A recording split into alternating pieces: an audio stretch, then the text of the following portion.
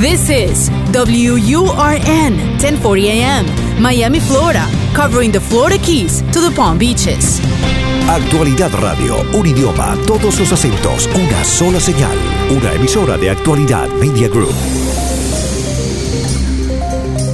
¿Cuáles son los límites de la mente? ¿De qué es capaz un ser humano si logra alcanzar el máximo funcionamiento de su cerebro? ¿Es posible programarse para tener éxito?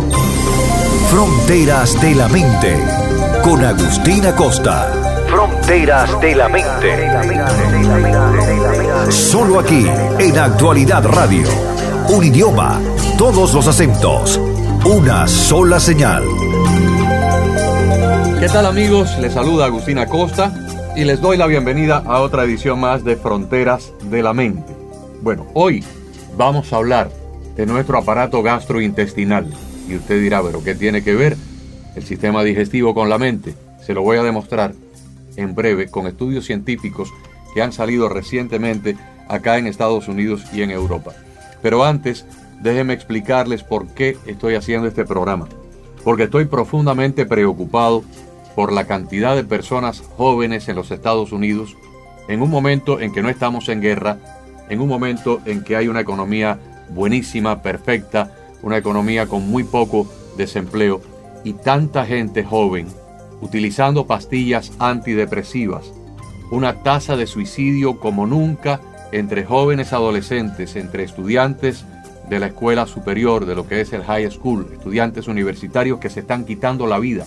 Y uno dice, ¿por qué está ocurriendo esto de una manera tan rampante? ¿Habrá alguna causa que lo está provocando? Y por eso vamos hoy a tratar de buscar una explicación. No vaya a ser que por nuestros propios desórdenes alimenticios estemos provocando una situación de desórdenes mentales y emocionales. Por eso, este programa de Fronteras de la Mente hoy va a mirar un poquito más abajo de lo que es nuestro cerebro. Por mucho tiempo, un grupo de científicos se preguntó si los microbios minúsculos que viven en nuestro intestino juegan realmente una parte importante de la salud mental y neurológica. Un estudio innovador realizado por investigadores de la Universidad de California en Los Ángeles mostró la fuerte conexión entre las bacterias intestinales buenas y el funcionamiento del cerebro.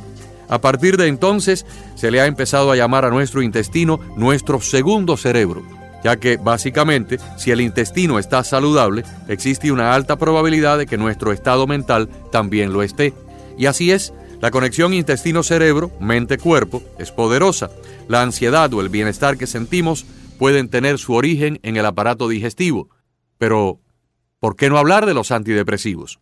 El Prozac y otros similares puede que estén actuando en el intestino y no en el cerebro como se creía. Estos fármacos tratan de aliviar la depresión aumentando los niveles de serotonina. La mayoría de los expertos considera que ese extra de este importante neurotransmisor en el cerebro es lo que realmente ayuda a mejorar el estado de ánimo. Pero el 95% de la serotonina en el organismo se encuentra en el sistema digestivo. Podría ser que esos fármacos estimularan la producción de serotonina en el intestino y cambiaran así las señales químicas que se envían por un nervio llamado el nervio vago al cerebro. En ese estudio de la Universidad de California se demostró que lo que ingerimos como alimento puede modificar la estructura y composición de nuestra flora intestinal. Más en particular, se habla de que el ambiente intestinal o la microbiota, apréndanse ese nombre, la microbiota de las personas que ingieren dietas con un gran contenido de fibra y vegetales, tienen una composición diferente a las personas que consumen la típica dieta occidental, que todos sabemos es alta en carbohidratos, grasas y azúcares. Y ahora sabemos que este mecanismo produce efectos no solo en nuestro metabolismo, pero también tiene repercusiones en la función cerebral. Con el sistema inmunológico, el sistema endocrino y el sistema nervioso, hoy se empiezan a ver interconexiones y estas señales afectan, por lo tanto, nuestras reacciones fisiológicas como también nuestro comportamiento. Sin embargo, al igual que las bacterias pueden influir en nuestro comportamiento, podemos alterarlas mediante el cambio de lo que consumimos, lo que podría alterar también la bacteria en sí. Investigaciones del Centro de Evolución y Cáncer proponen que las bacterias intestinales podrían influir en lo que comemos manipulando señales en el nervio vago que conecta 100 millones de células nerviosas del tracto digestivo a la base del cerebro. Mientras que los experimentos que prueban el impacto de las bacterias intestinales en la salud mental están en su etapa inicial, los investigadores parecen haber encontrado un vínculo muy claro entre tener más bacterias intestinales fuertes y tener un cerebro saludable y estable. De hecho, otro estudio encontró que adultos jóvenes que comen más alimentos fermentados o aquellos que contienen los llamados probióticos tienen menos síntomas de ansiedad social que los adultos que no comen alimentos fermentados. Esto podría atribuirse al hecho de que las bacterias sanas bajan síntomas de ansiedad en general en nuestro segundo cerebro, que es el intestino. Los estudios sobre cómo la salud intestinal afecta la depresión están en curso, pero sí sabemos ya que la mayoría de los medicamentos para la depresión contienen serotonina, una sustancia química que se encuentra naturalmente en ciertos alimentos. La principal autora del estudio de la Universidad de California, la doctora Kirsten Tillich, ha reportado que es muy frecuente que los pacientes mencionen que no fue hasta el momento en que empezaron con problemas intestinales que vinieron entonces la ansiedad y la depresión. El estudio que efectuaron en esa universidad fue para mostrar que la conexión entre el intestino y el cerebro es una calle de dos vías. Nuestro mundo moderno se basa en gran medida en los alimentos procesados nutricionalmente carentes, lo que puede explicar por qué tenemos tantos problemas de salud digestiva, tantos problemas mentales hoy en día. Estos alimentos tóxicos pueden explicar por qué las sociedades occidentales, en particular, tienen tasas tan altas de ansiedad, depresión, trastorno bipolar, autismo y otros desórdenes mentales. Entonces, ¿qué podemos hacer para promover las bacterias intestinales saludables y reducir al mismo tiempo la ansiedad y la depresión? La respuesta es clara y definitiva: eliminar o reducir en gran medida los alimentos altamente procesados.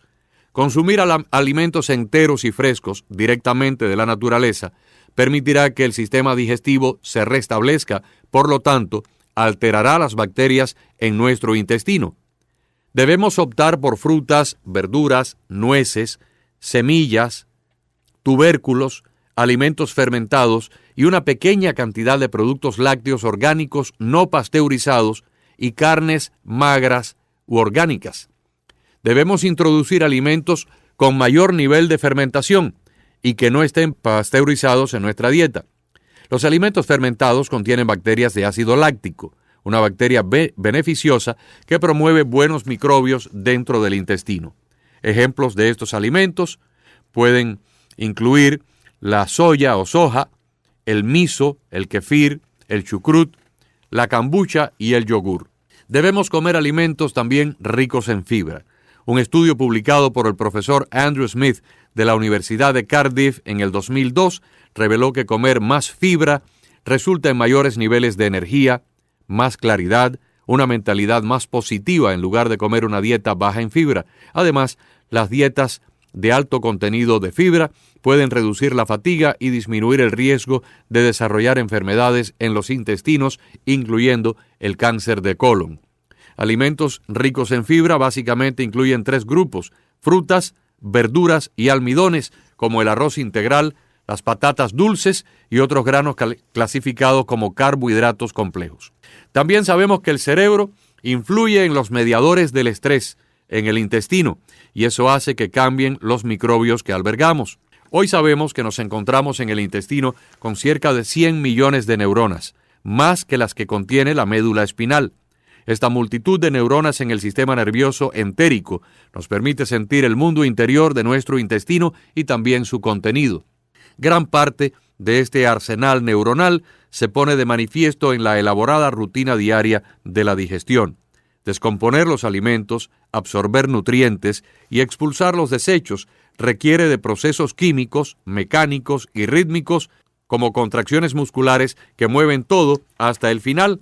Por lo tanto, equipado con sus propios reflejos y sentidos, el segundo cerebro, que es el aparato gastrointestinal, puede controlar el comportamiento de los intestinos independientemente del cerebro. Se ha descubierto recientemente que el intestino cuenta con una capacidad de memoria neuronal, y esto verdaderamente ha sido una gran sorpresa para la ciencia médica.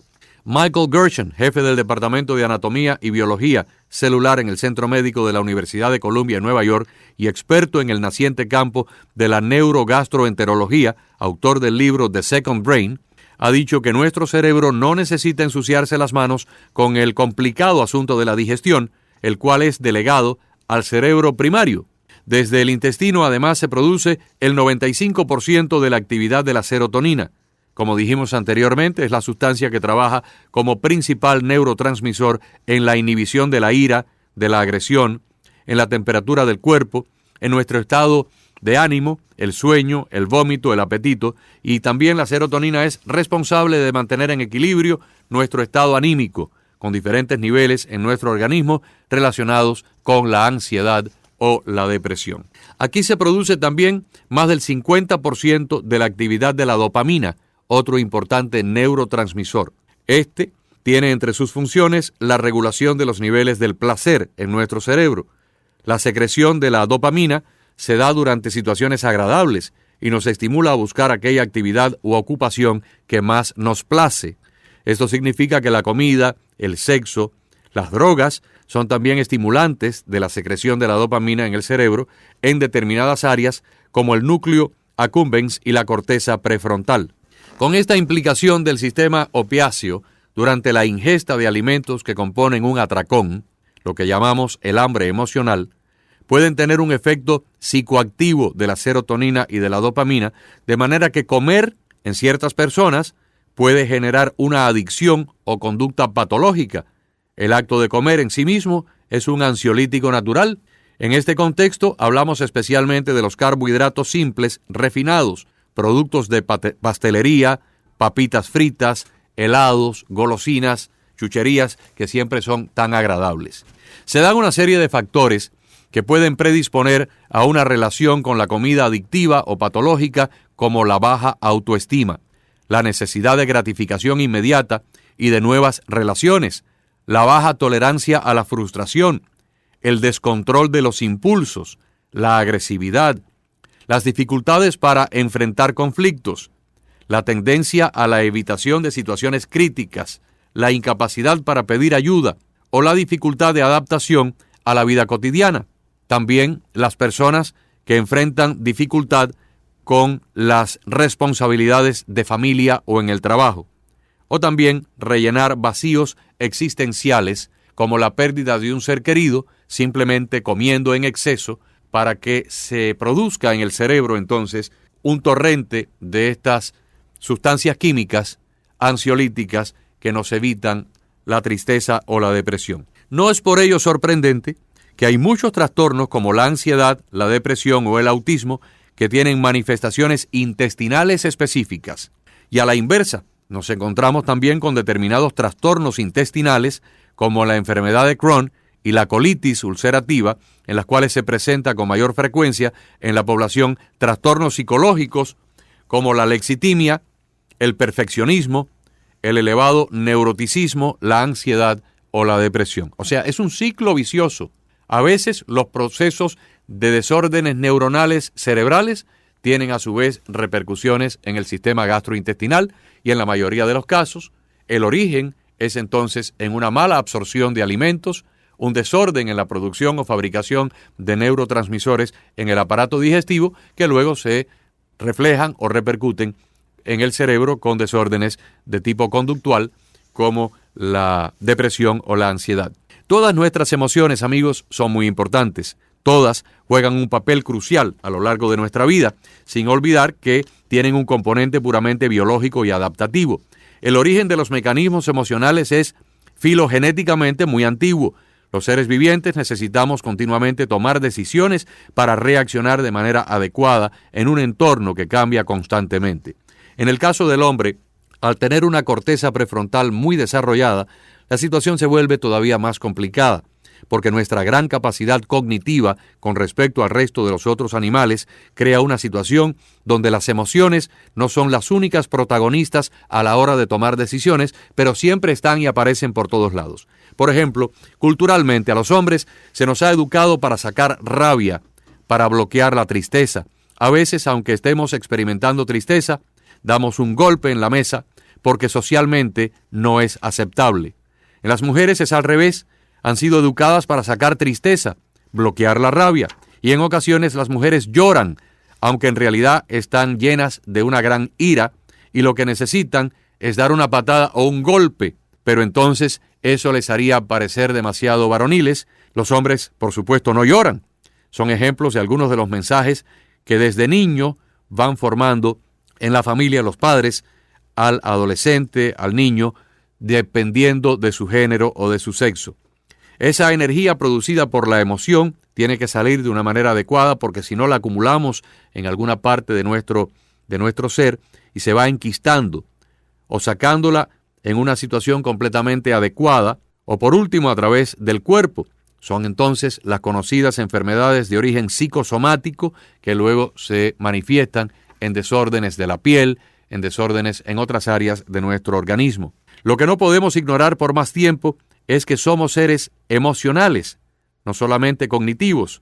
Las emociones surgen y van a surgir toda la vida porque nuestros cerebros se encuentran preparados para reaccionar siempre con una respuesta emocional ante la presencia de estímulos ambientales o de nuestros propios pensamientos. Recordaremos brevemente cuál es la misión biológica de nuestras emociones básicas. Por ejemplo, el miedo. El miedo nos alerta de una situación de peligro. Ante el miedo hay tres formas de actuar. O enfrentamos, o escapamos, o simplemente nos congelamos y no nos movemos. Las tres son importantes. La clave es elegir la adecuada según la circunstancia. Lo inadecuado, por ejemplo, sería actuar siempre con la misma respuesta. Esto lo menciono aquí porque surgen diferentes patologías cuando la persona ante el miedo siempre actúa de la misma forma. Hay solamente tres formas: huyendo, enfrentándonos o quedándonos quietos. Y el miedo en la sociedad moderna es algo que se ha salido completamente del contexto para lo que el miedo fue creado por la divinidad o por la evolución, dependiendo de cómo usted crea que el hombre ha llegado hasta acá. En la época primordial, primitiva, el miedo era un mecanismo para la supervivencia de la persona. Ante el peligro de un desastre, por ejemplo, una piedra que se desprende de una montaña y viene ladera abajo, pues hay que huir para que no nos aplaste, o un animal peligroso. El miedo hoy en día se ha convertido en algo casi que cotidiano para las personas. La gente le tiene miedo a que le aumenten el seguro, tienen miedo a encontrarse con un tapón en el tránsito para no tener problemas de llegar tarde al trabajo, una serie de miedos modernos que muchas veces no sabemos combatir. La rabia es otro de las emociones que tienen un propósito de ser, pero que también hoy en día nos enferman y nos crean problemas psicosomáticos. La rabia aparece en una situación ambiental que percibimos como amenazante y en la cual hemos descartado la huida y nos preparamos tanto para el enfrentamiento físico como para un ataque. Hay que tener mucho cuidado si ante una situación conflictiva no encontramos una solución a corto plazo, ya que esta emoción puede hacerse crónica y agravarse transformándose en rencor, cuyas consecuencias, por supuesto, son muy negativas tanto para nuestra salud física y mental. Tanto en el caso del miedo como en la rabia, cuando son completamente infundadas y están provocadas por situaciones que no sabemos enfrentar o dominar, producen entonces un desenlace dentro de nuestro organismo a nivel del sistema endocrino con la segregación de una hormona llamada cortisol, tremendamente dañina, importantísima para poder pegar un salto ante un peligro cuando viene un automóvil que se ha salido de control y nos va a atropellar porque se montó encima de la acera. El cortisol es la hormona que nos salva la vida. O cuando hay un tiroteo y por el cortisol podemos inmediatamente buscar refugio. Pero ese mismo cortisol, ante una pelea con un vecino, ante una situación incómoda en el tránsito, se dispara y a veces, ya no de forma momentánea, perdura en nuestro organismo por horas y nos empieza a matar desde dentro. La alegría nos impulsa a explorar el entorno para encontrar fuentes de estimulación. Forma parte de nuestro sistema de búsqueda y logro. Tiene que ver con la regulación de endorfinas, serotonina, oxitocina. Activa nuestro sistema de apego para la búsqueda de parejas, para crear lazos afectivos, para buscar amistades. Pero muchas personas hoy en día utilizan falsamente sustancias químicas para producir en su organismo un estado eufórico que confunden con la alegría y de ahí a la adicción hay solamente un paso. La tristeza es otra de las emociones que también hoy queremos analizar, comparándonos en la naturaleza al resto de los otros seres animales superiores. Al nacer somos extraordinariamente inmaduros. Si nadie se ocupa de alimentarnos y de protegernos, perecemos sin miedo. La tristeza es algo que solamente se da en algunos mamíferos, como los chimpancés, los monos, los gatos, y también, por supuesto, en los seres humanos. Y hoy en día, la tristeza, que en el pasado se asociaba, en la época primitiva, a la pérdida de un familiar, a la pérdida de un hijo, hoy en día se asocia a un montón de cosas que no tienen absolutamente una razón justificada y que están ocurriendo solamente por un desorden en nuestro sistema gastrointestinal.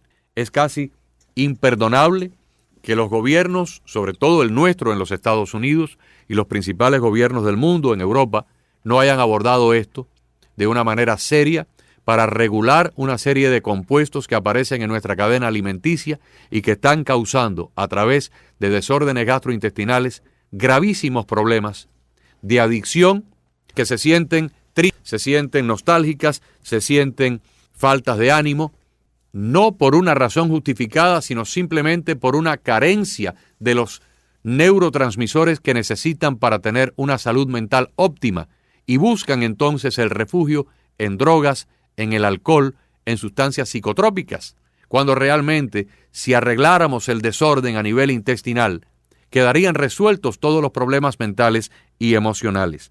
Ahora que hemos revisado científicamente, con estudios hechos en diferentes universidades, que demuestran la relación directa entre lo que comemos y cómo nos sentimos, debemos hacernos las siguientes preguntas.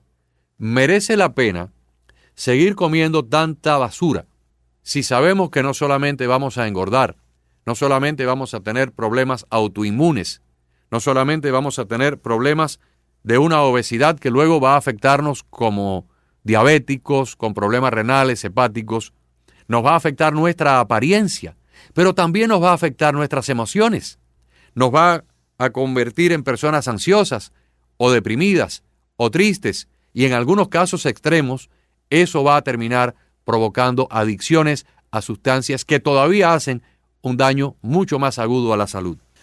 Yo quisiera que ustedes tomaran una gran responsabilidad por su salud, por su cuerpo. Veo a diario a las personas de mi entorno, donde quiera que voy, a un parque, a un cine, a un centro comercial, a una universidad, y veo que el 60 o el 70% de las personas o están pasadas de peso, lo que llamamos médicamente sobrepeso, o están obesas, completamente obesas, innecesariamente en la juventud. Veo entre los niños que son compañeros de mis hijos los niveles de obesidad que son rampantes en las escuelas, a nivel de primaria y secundaria. Pues estamos ante una situación verdaderamente peligrosa, yo diría que casi catastrófica, si el gobierno o nosotros mismos no tomamos cartas en el asunto para parar en seco nuestros desórdenes alimenticios, que están produciendo, como les dije al comienzo del programa, la mayor tasa de depresión y de ansiedad en los Estados Unidos, la mayor incidencia de suicidio en personas jóvenes jamás ocurrida en la historia de nuestra nación. Ni siquiera en los años de la Segunda Guerra Mundial hubo tantos suicidios por cada 100,000 habitantes como los que está teniendo hoy los Estados Unidos. Por ejemplo, les doy una estadística. El 23% de las mujeres entre 18 y 34 años está tomando algún tipo de pastilla para los nervios. 23%, una de cada 4 mujeres jóvenes está tomando algún tipo de pastilla para desórdenes mentales. Pongo mis 2 manos y mis 2 pies en la guillotina que el 95% de esas mujeres no tienen un problema mental de origen, no tienen un problema mental precisamente por un desorden fisiológico de su cerebro. Han adquirido un desorden mental a través de un desorden gastrointestinal. Y les doy el caso de un ejemplo extraordinario que me pasó recientemente. Fui a un hospital de acompañante de una tía mía, conocí a una enfermera. Esta enfermera había sido médico cirujano en Cuba, vino para acá y no quiso tratar de hacer la reválida de su título porque le hubiera tomado demasiados años. era madre de una niña de 5 o 6 años de edad, optó por hacer una carrera de enfermería, se graduó de enfermera licenciada, enfermera registrada, como le llaman acá, y un día se fue a Cuba a ver a su mamá. Llevó a la niña a un pueblecito del interior de la isla. La niña se empezó a bañar en un recipiente, una especie de tipo jacuzzi, pero con agua que no tenía filtración ni tenía químicos, un agua que quedó estancada. Los niños del barrio se bañaron en esa agua durante varios días. Cuando la familia regresó a Miami, la niña empezó a tener problemas gastrointestinales muy serios. La llevaron a cuanto médico había por acá. No le pudieron diagnosticar el problema. A los 4 o 5 meses empezó con ataques de pánico de una gravedad tal que tuvo que abandonar el colegio. Y así pasó toda la adolescencia hasta los 20 o 22 años de edad. Un día, su mamá, la médico de Cuba y enfermera de Miami, se encontró en la calle, casualmente, con alguien que había sido su profesor de medicina en su primera etapa como estudiante en la Universidad de La Habana. Le contó el caso que le estaba pasando y ese profesor le dijo: tienes que llevarla a algún país del Caribe para que le hagan una prueba de una ameba que aquí no se detecta porque no se conoce. Efectivamente, llevaron a la muchacha ya de 20 o 22 años, le detectaron la presencia de la ameba. En una semana, con antibióticos, le pudieron curar el problema. Tan pronto le curaron la presencia de esa ameba que había estado viviendo desde niña permanentemente en su sistema gastrointestinal, desaparecieron todos los problemas en su aparato gastrointestinal y a los pocos días, cuando se normalizó su actividad gastrointestinal y empezaron a producirse la serotonina, la dopamina y los demás neurotransmisores, se le quitaron hasta el día de hoy los ataques de pánico. Amigos, ojalá que este programa les haya servido para algo. Bajen la intensidad de las calorías, dejen de comer azúcar, dejen de comer tanta basura que nos está intoxicando, para que veamos cómo como nación, como sociedad, podemos reducir casi a la mínima expresión nuestros problemas emocionales de ansiedad, de depresión, de autismo y de otras enfermedades mentales que están, según la ciencia, descubierto directamente relacionadas a nuestra actividad alimenticia. Gracias, hasta la próxima edición de Fronteras de la Mente. Les habló Agustín Acosta. Fronteras de la Mente, con Agustín Acosta. Fronteras de la Mente.